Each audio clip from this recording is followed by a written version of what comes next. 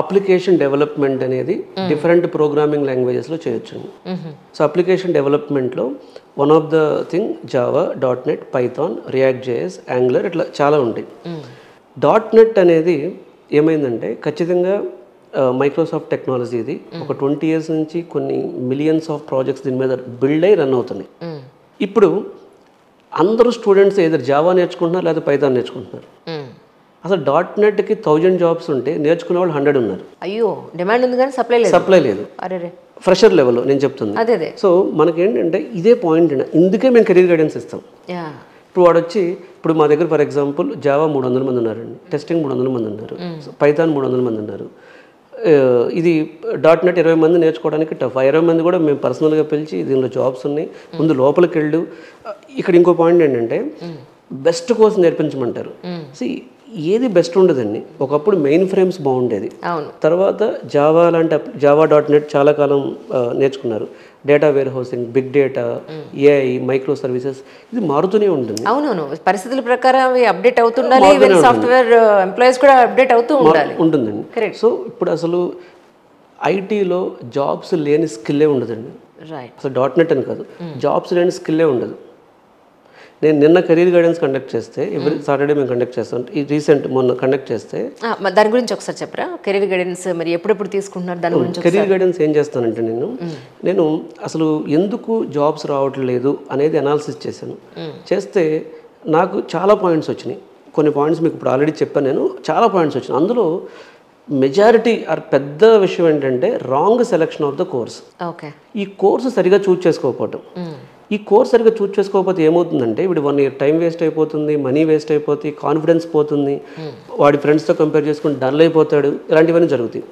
అందుకని ఏం చేస్తున్నామంటే మేము అసలు ఎలాంటి కోర్సు నీకు సూట్ అవుతుంది, అలాగే నీకు ఎలాంటి ట్రైనింగ్ ప్రోగ్రాంలో కూడా నువ్వు ట్రైనింగ్ తీసుకుంటే సరిపోతుందా, ఫుల్ డే ట్రైనింగ్ తీసుకోవాలా, ఇంటర్న్షిప్ తీసుకోవాలా, నీకు ప్లేస్మెంట్స్ ఎలా ఉండాలి, వీటి కోసం ఏం చేస్తున్నాం అంటే ప్రతి సాటర్డే 10 o'clock నుంచి 1 వరకు నేను మా faculty group of team first అసలు కోర్సుకు డెమోలు పెట్టడం కాదు, కెరీర్ గైడెన్స్ పెట్టాలని చెప్పి వాళ్ళ కెరీర్ గైడెన్స్ కండక్ట్ చేస్తున్నాడు. ఇక్కడ ప్రతి ఒక్కళ్ళతో 1-on-1 మాట్లాడుతాం. చాలామంది వాళ్ళ పేరెంట్స్తో కూడా వస్తున్నారు. ఈవెన్ బీటెక్ చదివే పిల్లలు, ఇప్పుడు నిన్నైతే బీటెక్ ఫస్ట్ ఇయర్ అమ్మాయి, ఒక అమ్మాయి జాయిన్ అయ్యి వాళ్ళ అమ్మగారు తను ఇద్దరు మాట్లాడారు. అంటే వాళ్ళు ఏం చెప్తున్నారంటే సో ఇప్పటి నుంచి ఎలా ప్లాన్ చేసుకోవాలి అని అడుగుతున్నారు.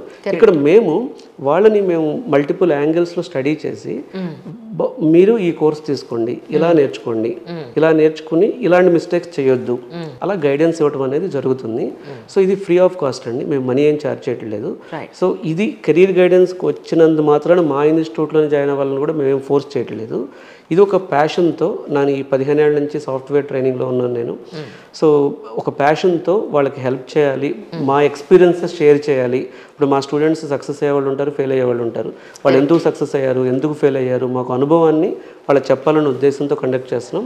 చాలా డిమాండ్ వచ్చిందండి. ఇప్పుడు మాకు ప్రతి సాటర్డే ఒక 100 people వరకు వస్తున్నారు, వాళ్ళ పేరెంట్స్ని తీసుకుని వస్తున్నారు.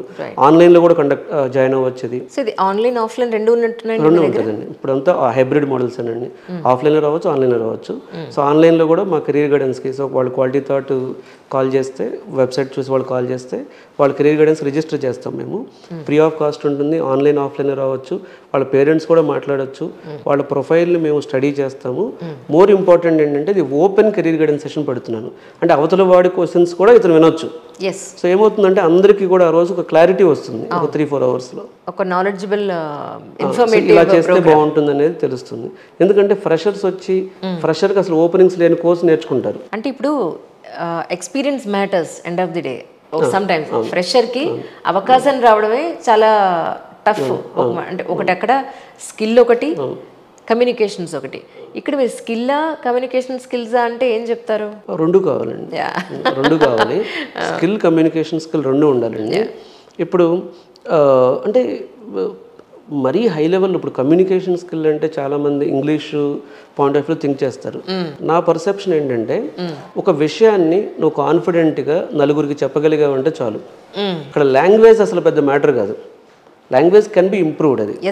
సో మెయిన్ ప్రాబ్లం ఏంటంటే అసలు నేను మాట్లాడకూడదు అనుకునే వాళ్ళు 150 మంది ఉన్నారు ఇప్పుడు. కానీ వాళ్ళ దగ్గరికి వెళ్ళి నీకు ఎంఎన్సీ కావాలంటాడు, 10 లక్షల ప్యాకేజ్ కావాలంటాడు, కోరికలు మాత్రం చాలా ఉన్నాయి, అసలు మాట్లాడడానికి ఇష్టపడట్లేదు. అంటే అది ఆ హ్యాబిట్ పోయింది అసలు. ఇప్పుడు కోవిడ్ తర్వాత ఎస్పెషల్లీ చూశాను నేను. సో కమ్యూనికేషన్ స్కిల్ అంటే అసలు ఇంగ్లీష్ కాదండి ఇక్కడ. ఇంగ్లీష్కి మించి ఏంటంటే, నేను ఇప్పుడు నా దగ్గరికి ఒక స్టూడెంట్ వచ్చాడు 2014 ఆ టైంలో. అసలు ఒక్క వర్డ్ ఇంగ్లీష్ కూడా మాట్లాడేవాడు కదా తను. ఫీజు రియంబర్స్మెంట్లు ఉన్నాయి కాబట్టి వాడు చదివేశాడు, అయిపోయింది కాలేజ్. ఇక్కడికి వచ్చాక మీరు నమ్మరండి, అతనితో జాబ్ చాలా పూర్ స్టూడెంట్ పాపం తను. జాబ్ కొట్టించాలనే ఉద్దేశంతో tell me about your self 200 సార్లు రాయించాను నేను. ఒక బండిల్ ఇచ్చి రాయించేవాళ్ళు. అంటే ఒక ప్రాసెస్ ప్రకారం చేయొచ్చు ఇది. కానీ దీనికి ఏంటంటే పేషెన్స్ కావాలి. సాఫ్ట్వేర్ జాబ్ అంటే 3 నెలల్లో వచ్చేస్తుంది అన్న మైండ్ సెట్ నుంచి 1 year, dull student, degree student ఉన్నాడు బీఎస్సీ అతనికి 1 ఇయర్ పట్టొచ్చు, బీకామ్ అతనికి 1 ఇయర్ కంటే పట్టొచ్చు, కానీ జాబ్ వస్తుంది. So skill and communication skill 2 ఉండాలి. 2 ఎక్సలెంట్ ఏం అక్కర్లేదండి, యావరేజ్గా ఉన్న. ఇప్పుడు చాలామంది ఇప్పుడు ఐటీలో ఇండియన్స్ డామినేట్ చేసినట్లు ఏ కంట్రీ లేదు. తెలుగు వాళ్ళు మళ్ళీ ఇండియాలో తెలుగు వాళ్ళ డామినేషన్ చాలా ఎక్కువ ఉంది. అది ఎందుకు వచ్చిందండి అంటే, బికాజ్ మనకున్న మ్యాథమెటికల్ బ్యాక్గ్రౌండ్ కానీ, మనకున్న లాజికల్ థింకింగ్ కానీ, మన ఎకో సిస్టమ్ కానీ, మన చుట్టుపక్కల ఒక ప్రాపర్ ఎకో సిస్టమ్ ఐటీకి బిల్డ్ అయింది. ప్రపంచంలో అన్ని చోట్ల కంటే చాలా పెద్దది ఇది, ఆ ఎకో సిస్టమ్ అనేది. కాబట్టి వాళ్ళు స్కిల్ ఆర్ కమ్యూనికేషన్ స్కిల్కి మించి పాజిటివ్ థింకింగ్ ఉంటే వస్తుంది. సార్, ఇంకొకటి అడ్వాన్స్డ్ టెక్నాలజీస్ అంటే ప్రస్తుతానికి అందుబాటులో ఉన్నవంటే ఏం చెప్తారు? ఇదేనండి, జనరేటివ్ ఏఐ ఉంది, ఐఓటీ ఉంది, బ్లాక్ చైన్ ఉంది. సో ఫుల్ స్టాక్ నేర్చుకుంటున్నారు. అలాగే క్లౌడ్ డెవాప్స్ ఉంది, క్లౌడ్ సెక్యూరిటీ ఉంది. ఇవి ప్రజెంట్ మార్కెట్లో ఎక్కువగా ఉన్న అడ్వాన్స్డ్ ఎమర్జింగ్ టెక్నాలజీస్ అంటారు వీటిని, అడ్వాన్స్డ్ స్కిల్స్ అంటారు. ప్రతి స్కిల్ అడ్వాన్స్డ్ ఉంటుందండి. ఫర్ ఎగ్జాంపుల్, ఒక అతను టెస్టింగ్లో వర్క్ చేస్తున్నాడు, టెస్టింగ్లో చాలా అడ్వాన్స్డ్ స్కిల్స్ ఉంటాయి. డెవలపర్గా చేస్తున్నాడు, డెవలపర్గా అడ్వాన్స్డ్ స్కిల్స్ ఉంటాయి. సో అందుకనే మనం ఈ స్కిల్ డెవలప్మెంట్లో ఏం చూస్తామంటే, మల్టీ స్కిల్లా క్రాస్ స్కిల్లా. ఇప్పుడు చాలామంది వస్తాడు, ఒక అతను ఆఫీస్లో ప్రమోషన్ ఇవ్వలేదని చెప్పి ఇప్పుడు బాధ వచ్చేస్తుంది. వచ్చి, సార్ నువ్వేం చేస్తున్నావు అంటే, నేను ప్రజెంట్ టెస్టర్గా చేస్తున్నాను. ఏమవుతావు అంటే, ఏఐకి వెళ్ళిపోతాను సార్ అంటాడు.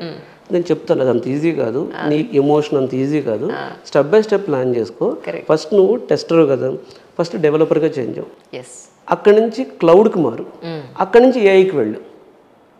బట్ ఇవన్నీ స్కిప్ చేసేసి నేను డైరెక్ట్గా దీనికి వెళ్ళిపోతాను.